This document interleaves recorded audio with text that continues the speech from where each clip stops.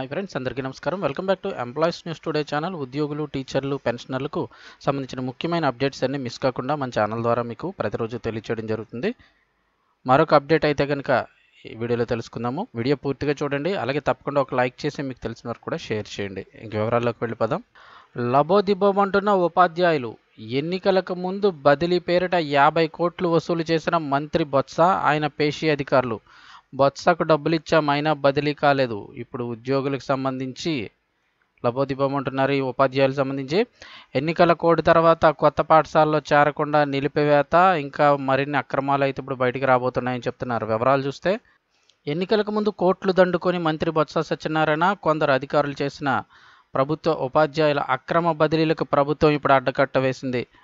వైకాపా ఎమ్మెల్యేలు, నాయకుల సిఫార్సులతో వచ్చిన ఉపాధ్యాయుల నుంచి భారీగా డబ్బులు దండుకొని మంత్రి, ఆయనతో పాటు ఆయన పేషీలో పనిచేసే పిఏ, పాఠశాల విద్యాశాఖ కమిషనరేట్, సచివాలయంలోని మరికొందరు అధికారులు కలిసి ఎన్నికల ముందు హడావిడిగా బదిలీలు చేశారు. వీటిపై అప్పట్లోనే అనేక ఆరోపణలు వచ్చాయి. బదిలీల ప్రక్రియ నిర్వహించేందుకు పాఠశాల విద్యాశాఖలోని కీలక అధికారి కూడా సహకారం అందించారు.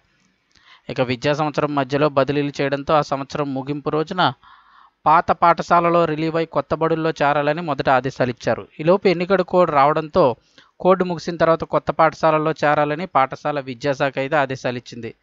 ఎన్నికల కోడ్ గురువారంతో ముగియడంతో ఉపాధ్యాయులు కొత్త బడుల్లో చేరే అంశం వెలుగులోకి వచ్చింది. ఈ బదిలీల్లో భారీగా అక్రమాలు జరిగాయనే ఆరోపణలు ఉన్నందున వీటిని తాత్కాలికంగా నిలిపివేస్తూ ప్రభుత్వం ఇప్పుడు ఆదేశాలు ఇచ్చింది. ఇప్పుడు ఉపాధ్యాయుల పరిస్థితి ఏంటంటే, డబ్బులు పోయే, బదిలీ ఆగిపోయాయి. రాజకీయ సిఫార్సు బదిలీకి ఒక్కో ఉపాధ్యాయుడు 3 లక్షల నుంచి 6 లక్షల వరకు ఖర్చు పెట్టారు. వివిధ కారణాలతో పట్టణాలు, నగరాలకు సమీపంలోకి వచ్చేందుకు ఈ బదిలీలను ఆశ్రయించారు. మంత్రితో పాటు ఆయన పేషీలోని పిఏ, కొందరు అధికారులు కలిసి దాదాపుగా అందరి దగ్గర నుంచి 50 కోట్లు ఈ బదిలీల్లో దండుకున్నట్లయితే ఆరోపణలు ఉన్నాయి. ఇప్పుడు బదిలీలు నిలిచిపోవడంతో డబ్బులు పోయాయి, బదిలీలు ఆగిపోయాయని బాధిత ఉపాధ్యాయులు ఆందోళన చెందుతున్నారు. రాష్ట్ర వ్యాప్తంగా 2000 మంది వరకు ఉపాధ్యాయ బదిలీల కోసం డబ్బులు చెల్లించినట్లు ప్రచారం సాగుతోంది. ఇందులో 1400కు మాత్రమే బదిలీలు చేశారు. వీరిలో మరికొందరికి పోస్టులు కూడా లేకుండా పోయాయి. డబ్బులు ఇచ్చినా బదిలీలు కాని కొందరు ఉపాధ్యాయులు శుక్రవారం విజయవాడలో ఆందోళన చేసేందుకు కూడా సిద్ధమయ్యారు. ప్రకాశం బ్యారేజీ సమీపంలో సమావేశం నిర్వహిస్తున్నట్లు బాధిత ఉపాధ్యాయ సంఘం తరపున ప్రకటన కూడా విడుదల చేశారు. ఇక సిఫార్సు బదిలీని హడావుడిగా పూర్తి చేసేందుకు ఒక కీలక అధికారి, ఏకంగా కమిషనరేట్లో పనిచేసే అధికారులు, సిబ్బందిని, సచివాలయంలో పనిచేసే అధికారులను ఒకే చోట కూర్చోబెట్టారు.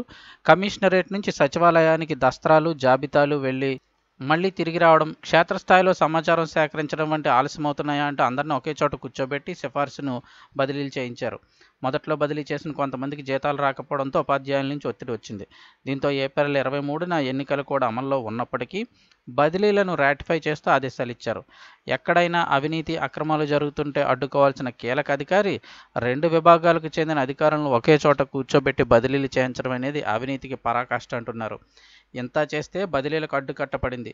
మంత్రి, ఆయన పిఏ, కొందరు అధికారులు కలిసి వారితో పాటుగా వైకాపా నేతలు ఈ బదిలీలతో భారీగా లబ్ధి పొందగా డబ్బులిచ్చిన ఉపాధ్యాయులు బాధితులుగా మిగిలారు. డబ్బులు పోయాయి, బదిలీలు కాలేదని ఆవేదన వ్యక్తం చేస్తున్నారు. కొంతమంది వద్ద డబ్బులు వసూలు చేసినా బదిలీలు, పోస్టింగ్లు ఇవ్వలేదు. ఇలాంటి వారు వందల్లో ఉన్నారు. వీరు తమ డబ్బులు వెనక్కిప్పించాలని కోరుతున్నారు. సో ఇది పరిస్థితి.